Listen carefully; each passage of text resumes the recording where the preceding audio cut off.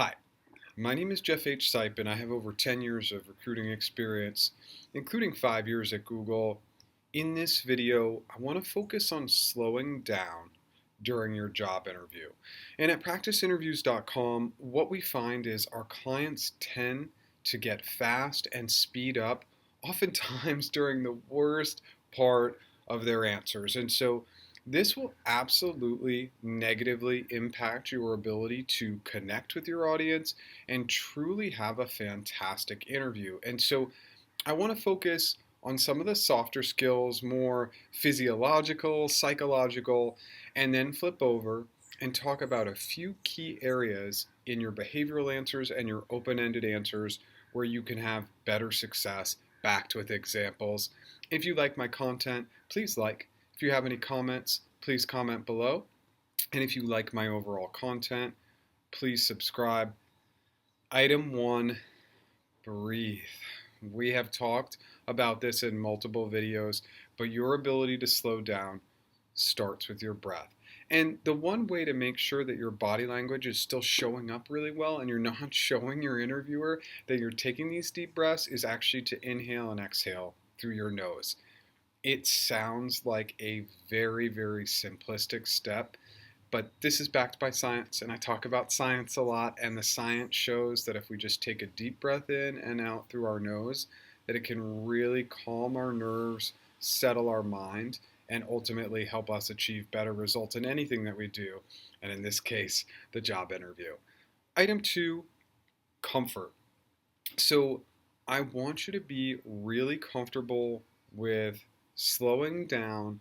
And secondly, I want you to be really comfortable with actually sitting in silence. And the only way you're going to get better at this is actually practicing it. And so you can practice it in a mock interview, in a practice interview, or you can just practice pausing, slowing down in just normal conversations and really holding the silence. And what this shows up as in the interview is that you're thoughtful. You're not trying to rush or run through things. Remember, most roles are going to require high levels of collaboration, whether that's internal or external, and our ability to slow down and have that silence where the person we're speaking with can interject or share their thoughts or answer questions.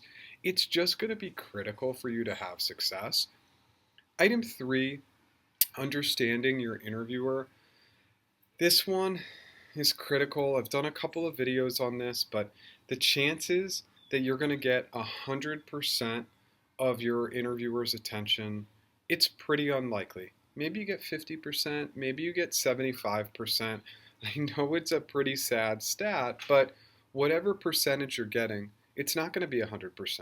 We're humans, we're not perfect, we don't listen to everything, we have a lot on our plate, and ultimately, we've likely forgotten what it's like to be in your shoes. And so making this assumption will really teach you, okay, if I'm not going to get 100% of their attention, where can I create better pace, slower pace, so that my interviewer understands everything that I'm saying? Item number 4, clarify. So this is really critical actually on both sides of the coin. So we're going to start here with behavioral and open-ended questions. And so if you get a behavioral question, let's say it's one that asks about a conflict or stakeholder conflict, for instance, you might ask Sue, hey Sue, do you prefer an internal or external example? And really just pause for a second. If Sue doesn't give you any initial feedback, it means she's thinking through it. Just slow down a little bit because it might come to her mind, something might have happened and she might be thinking external.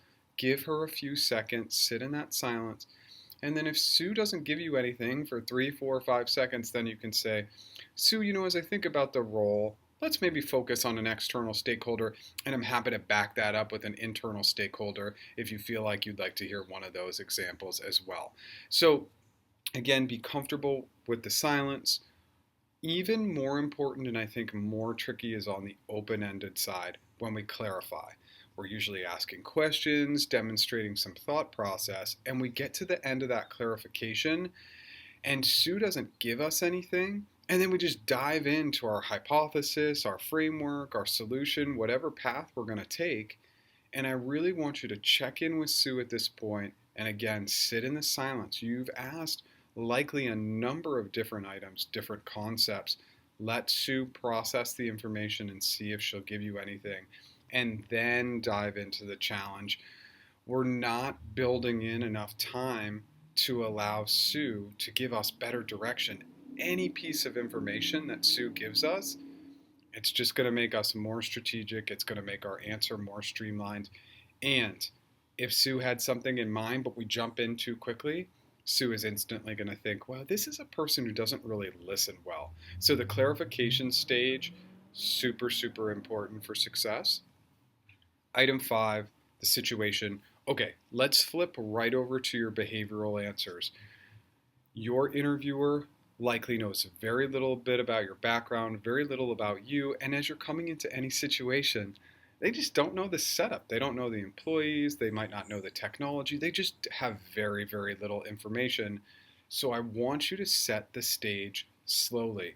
This is a critical part of the conversation. Think about a book or a movie, and the beginning just wasn't clear. You weren't in it for the rest of that book, the rest of that movie. So set a very clear situation and go really, really slowly through the details. So let me propose a short example for you.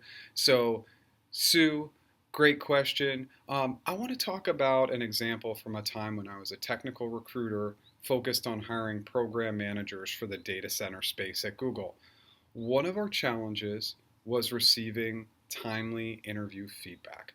So I really needed to take 3 critical steps to have success. First, I needed to partner internally with somebody in HR, specifically the tech staffing lead for that specific product area, to make sure that we could come up with a strategy that might work. Secondarily, I really needed to get the buy-in from the VP of this big division to make sure that I was pushing appropriately across the director level, across high-level management levels to get this done. And then the last piece, I really needed to focus on creating some sort of forum, in this case a fireside chat, to make sure that these interviewers were really understanding the importance of timely feedback. The first action I took, okay, that's how you would kind of set the situation. See very, very slowly through 3 critical and key details that I had to chop through for Sue. Okay, item 6, the results. So oftentimes, and you might have experienced this or done this yourself, we rush through the results. We got to the end of the answer and we're speeding up, we're speeding up, we're speeding up. We had a great answer and we just want to get through it. And we rush over the finale, the best part, the part we've been waiting for. So in order to really have great results, you want to slow down and take a similar path to what you did in the situation. Maybe you're representing to Sue how many results you're going to provide so she knows to expect those results, and therefore you can slow down so she feels a little bit more impact on those results. For example, so Sue, in this case, we had 3 awesome results and achieved 3 awesome results. And the first one was 100% reduction in time. So specifically, we went from an average of 5 days to 2.5 days. And coupled on top of that, we actually started to receive and track better candidate feedback scores because of this change. Secondly, a huge win was we documented the process and we socialized it. We shared it across other teams to say, hey, here's a methodology that might work to get quicker interview feedback, and we did get positive feedback from those teams. Lastly, we were really able to leverage the relationship with that VP to create an open door policy where we could go to him specifically about more issues, more items that were happening in the interview process, the HR process. Item 7 is the framework part of your open-ended question. So let's flip over to open-ended. One of the areas where I see a lot of trickiness, a lot of trouble with the pacing and ability to slow down is actually fillers. And so clients will really speed up so that they can get a lot of additional context into their framework that's likely pretty unnecessary. So let's take a few key concepts that we'll talk about in a lot of scenarios in a framework on the job. So let's talk about goals and objectives, historical data, and budget, for example. And so The tendency again with candidates that I see is they would say, okay, Sue, here's some of the concepts I'm thinking about. Goals and objectives. I want to know the short term. I want to know the long term. Historical data. Yeah, I got to know everything they did in the past. Have they worked with cloud before? What kind of technologies are they currently using? What are they thinking about using based on that historical data? Budget. I want to know what their timeline is on this budget. How much money do they have? All this additional context has not provided a lot of value, and usually providing this additional context is when the pace speeds up because they're fillers. So let's just show the slight difference of slowing down a little bit and just presenting these three high-level concepts simplistically and as basically as we can. So Sue, great question. Three of the areas that I'd like to start with and really be thinking about would be goals and objectives, historical data, and I'd also want to examine budget. So what you've done here is you've really slowed down and allowed Sue to understand and start thinking about these concepts with you. So even if you were to name 10 items in a framework, ultimately in those 10 items, 2 seconds per item, 1 second pausing, and giving Sue just some time to think through it. Slowing down will be absolutely critical. Think, am I adding fillers to my frameworks, or is it actually really important information? And if it's not, then we can just focus on concepts and slow down. Lastly, item 8, the solution. This is where I see a lot of my clients speeding up to provide as much information as they can to demonstrate that they can do the job. But that pace, just again, it becomes a lot about fillers, a lot of repetition. They're not being thoughtful. And so slowing down and presenting less information but with more specificity can be really, really helpful. So again, let's go to an example. So let's say we've presented some of those items, and maybe one of those items that we presented was risk. And so I would say, Sue, let's focus on risk. I asked about those concepts, and I feel like you're just going to let me roll with it. So one of the first items when I understand risk is I want to understand how my client is using their legacy systems, how long they've been around, have they ever looked at any cloud options, including GCP or any of the other big competitors. Secondarily, when I think about risk, I really think about timeline. And so typically clients are going to have spikes, certain times of the day, certain times of the week, or potentially, let's say if it's an e-commerce client, they have a huge spike during that Thanksgiving, Christmas holiday timeframe. So definitely want to understand that from a risk perspective. And then lastly, I would want to really come up with a mitigation plan and look at GCP's ease of use. So what can we spin up now? Maybe again, if we're focused on an e-commerce customer, can we put some of this into one zone and then worry about adding zones, adding containers, adding regions later on? Sue, these are some high-level risk areas, but I wanted to chat through those really high-level. Anything you want me to focus on here, or should I maybe go back and talk a little bit more about goals and objectives or any other concept that I originally mentioned? Just this kind of pace, being thoughtful, being slow.